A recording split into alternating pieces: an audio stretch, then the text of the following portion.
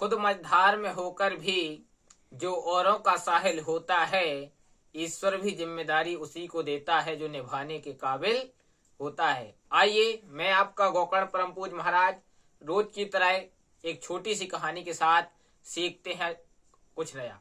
एक राज्य में एक राजा था और किसी कार्य से उसे बाहर जाना था, शहर के बाहर जाना था। उसने अपने शहर के कुछ लोगों को बुलाया, 3 लोगों को बुलाया। वो 3 लोगों को बुलाया तो उसने 5-5 मुद्राएं ली और 5-5 मुद्राएं, एक को सोने की 5 मुद्राएं दी, दूसरे को सोने की 5 मुद्राएं दी, तीसरे व्यक्ति को सोने की 5 मुद्राएं दी। कहा कि मैं 1 साल के लिए अपने राज्य से बाहर जा रहा हूं, 1 साल बाद मैं आऊंगा, इन मुद्रा को आप रख लेना या फिर जो कुछ करना हो तुम्हें, लेकिन 1 साल बाद मुझे वापस 5 की 5 कर देना। राज्य का राजा चला गया। राज्य का राजा चला जाने के बाद में तीनों ने अलग अलग दिमाग लगाया। एक ने उस मुद्रा को लिया, उस गाड़ दिया धरती में। उसने सोचा ये राजा की मुद्रा है और 1 साल बाद तो राजा को वापस करनी पड़ेगी, तो उसने धरती में गाड़ दिया। दूसरे ने क्या किया, थोड़ी बहुत मेहनत की, उन 5 मुद्राओं को कुछ काम में लगाया तो 5 की 7 कर ली। और तीसरे ने क्या किया, उस मुद्राओं से बहुत ज्यादा मेहनत की तो 5 से उसने सीधे 10 मुद्राएं कर ली। 1 साल में वो राजा वापस आता है अपने राज्य में, तीनों लोगों को बुलाता है। तीनों लोग राजा के पास में आते हैं। राजा कहता है मेरी स्वर्ण मुद्राएं मुझे वापस कर दो। पहला वाला कहता है ये है राजा, आपकी स्वर्ण मुद्राएं 5 और आपने 5 स्वर्ण मुद्राएं दी थी मुझे, तो मैंने मिट्टी में गाड़ दी थी और 5 की 5 आपको वापस करता हूँ। दूसरे व्यक्ति ने कहा कि आपने मुझे 5 स्वर्ण मुद्राएं दी थी, देखो मैंने 5 की 7 कर दी, राजा मैं आपके लिए वापस करता हूँ।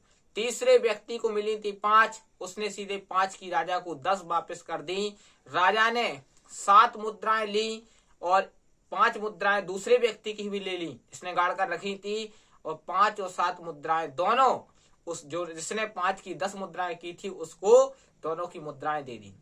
दोनों ने कहा राजा साहब ये तो बड़ी नाइंसाफी है, हम लोगों ने आपकी भी स्वर्ण मुद्राएं लौटाई हैं लेकिन आपने हमें वापस क्यों नहीं दी। राजा ने कहा कि भैया आपको भी समय बराबर मिला था लेकिन आपने अपने कार्य में 100% नहीं दिया।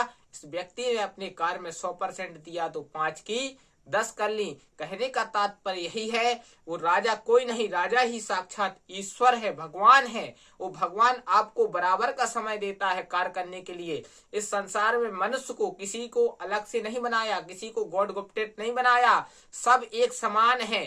केवल निज कृत कर्म भोग सब भ्राता, जो व्यक्ति जैसा कर्म करता है वैसा बन जाता है। भगवान ने सबको समान रूप से बनाया है।